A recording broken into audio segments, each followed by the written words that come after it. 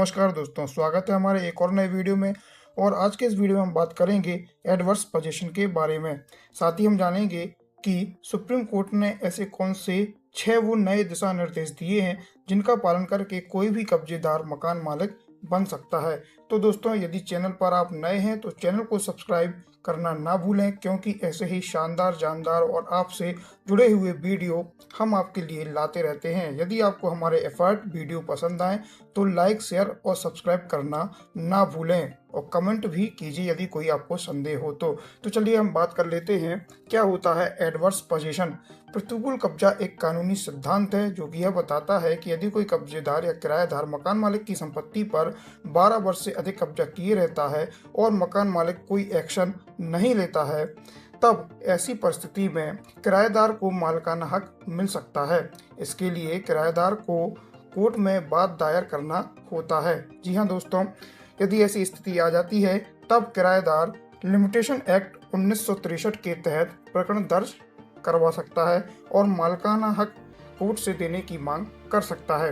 अब हम बात करेंगे हाल ही में एक ऐसे ही केस में हुए सुप्रीम कोर्ट के आदेश के बारे में, जिसमें किन 6 परिस्थितियों में ही किराएदार को मालिकाना हक मिलेगा।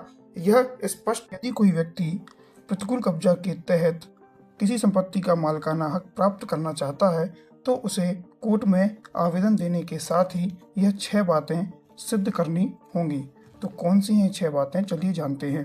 पहला है दोस्तों, सही वास्तविक मकान मालिक की जानकारी देना।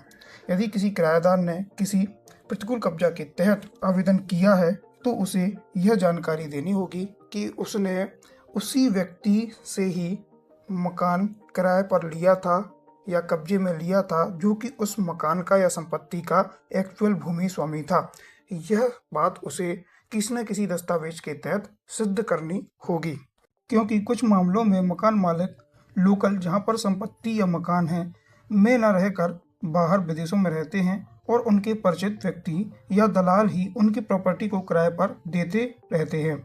तो ऐसे में किराएदार या कब्जेदार को एक्चुअल मकान मालिक की जानकारी ही नहीं रहती है, और यदि जानकारी होती भी है तो उनके पास कोई ऐसा वैलिड दस्तावेज नहीं रहता है जो कि यह सिद्ध कर सके कि मकान किराए पर एक्चुअल मकान मालिक से ही लिया गया था। इसलिए इस पॉइंट को सबसे पहले अनिवार्य किया गया है। अब यदि आपने यह सिद्ध करने में सफल रहे हैं तो बात करते हैं आगे।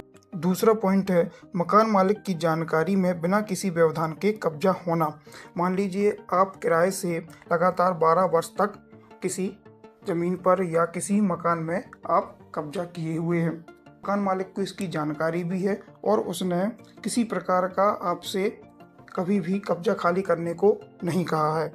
तब की स्थिति में, या फिर मकान मालिक ने आपसे कब्जा खाली करने के लिए तो कहा है, ठीक है, और आपने कब्जा नहीं हटाया और उसने कोई कानूनी कार्रवाई नहीं की, या फिर आईपीसी की धारा 447 के तहत आपके विरोध में कोई एफआईआर दर्ज नहीं करवाई, किसी प्रकार का कोई दस्तावेजी कार्रवाई नहीं करी है, तब ऐसी स्थिति में यही माना जाएगा कि आपका जो कब्जा है मकान मालिक की जानकारी में है और मकान मालिक ने किसी प्रकार का कोई व्यवधान नहीं किया है।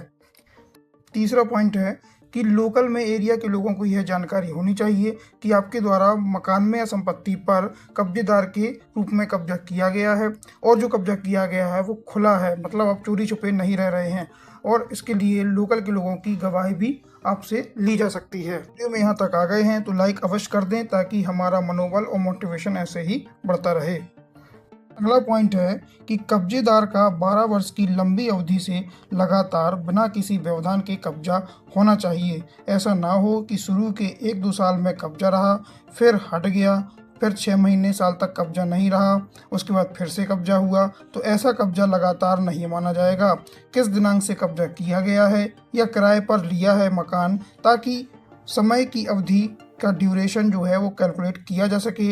इसके लिए एक स्पष्ट दिनांक का पता होना चाहिए। इसके लिए कोई दस्तावेज भी होना चाहिए। 12 वर्ष तक का मकान का किराया जो आपने दिया है उसका कुछ ना कुछ लिखित में रसीद वगैरह होना चाहिए यदि संभव हो सके तो। अगला पॉइंट है कि किराएदार ने संपत्ति का जो प्रॉपर्टी टैक्स और वाटर सप्लाई बिल होता है उसको अपने नाम से भरा हो। कब्जेदार द्वारा ही संपत्ति का रखरखाव, मरम्मत, आंशिक निर्माण पिछले 12 साल में किया गया हो। इसका कुछ ना कोई प्रूफ होना चाहिए। तो यदि कोई किराएदार ये 6 बातें सिद्ध करने में सफल हो जाता है तो न्यायालय हो सकता है अपने विवेक के अनुसार निर्णय आपके पक्ष में कर दे। तो दोस्तों, यह मैं डिस्क्लेमर देना चाहता हूं कि वीडियो जो है वो केवल जानकारी के उद्देश्य से बनाया गया है। यदि किसी प्रकार की कोई भी जानकारी या एक्शन आप लेना चाहते हैं तो अपने लीगल एडवाइज़र से अवश्य संपर्क करें। तो दोस्तों, ये था आज का वीडियो। यदि आपको वीडियो पसंद आया है तो लाइक शेयर सब्सक्राइब अवश्य कर दें, क्योंकि ऐसे ही महत्वपूर्ण जानकारियाँ हम आपके लिए लाते रहते हैं। ठीक है, कोई भी यदि आपको संदेह है, कुछ भी है, तो कमेंट अवश्य करें। दोस्तों, आपका प्यार व्यूज़ के तौर पर तो मिलता रहता है, लेकिन सब्सक्रिप्शन बहुत ही कम हो रहा है। तो कम नहीं करना है, अपन को सब्सक्राइब अवश्य करना है, लाइक भी करना है और कमेंट भी करना है। Okay, bye.